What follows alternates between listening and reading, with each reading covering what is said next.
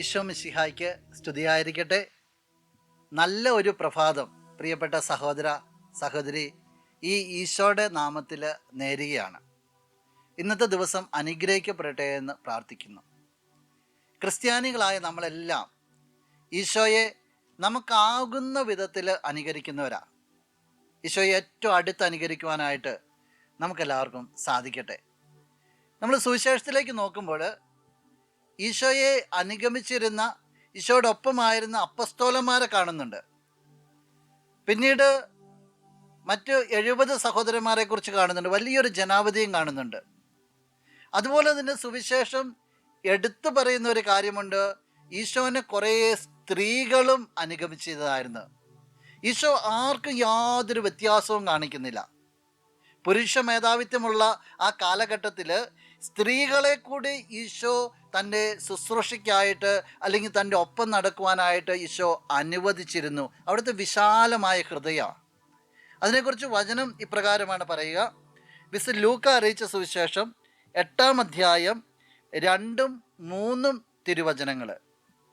അശുദ്ധാത്മാക്കളിൽ നിന്നും മറ്റു വ്യാധികളിൽ നിന്നും വിമുക്തമാക്കപ്പെട്ട ചില സ്ത്രീകളും 7 ദുഷ്ടാത്മാക്കൾ വിട്ടുപോയവളും മഗ്ദലന എന്ന് വിളിക്കപ്പെടുന്നവളുമായ മറിയവും ഹേരോദസിൻ്റെ കാര്യസ്ഥനായ കൂസായുടെ ഭാര്യ യോവന്നായും സൂസന്നയും തങ്ങളുടെ സമ്പത്ത് കൊണ്ട് അവരെ ശുശ്രൂഷിച്ചിരുന്ന മറ്റു പല സ്ത്രീകളും അവരോടൊപ്പമുണ്ടായിരുന്നു.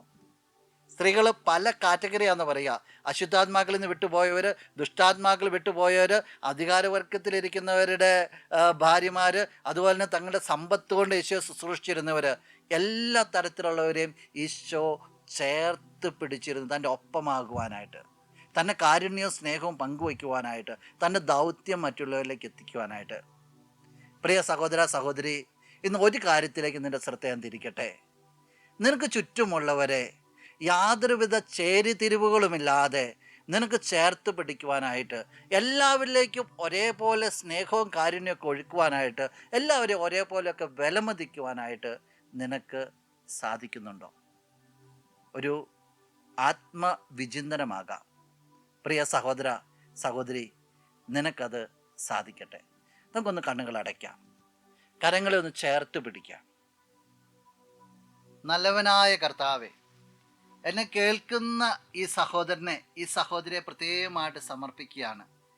ആരെയും മാറ്റി നിർത്താതെ, ആരോടും പരിഭവമില്ലാതെ എല്ലാവരെയും ഒരേപോലെ പരിഗണിക്കാനായിട്ട്, ഒരേപോലെ ചേർത്ത് പിടിക്കുവാനായിട്ട്, ഒരേപോലെ സ്നേഹവും കാരുണ്യമൊക്കെ ഒഴുക്കുവാനുള്ള ഒരു വിശാലമായ ഹൃദയം ഈ വ്യക്തിക്ക് അങ്ങ് നൽകണമേ.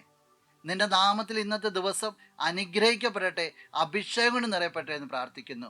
ഈ വ്യക്തി ഏറ്റെടുക്കുന്ന എല്ലാ ഉത്തരവാദിത്തങ്ങളിലും നിൻ്റെ കൃപയും ശാന്തിയും സമാധാനവും എല്ലാം നിറഞ്ഞു നിൽക്കട്ടെ എന്ന് പ്രാർത്ഥിക്കുന്നു. ഇപ്പോഴും എപ്പോഴും എന്നേക്കും. ആമേൻ. ജീവനുമെൻ്റെ സർവസ്വവും മുൻപിലണച്ച്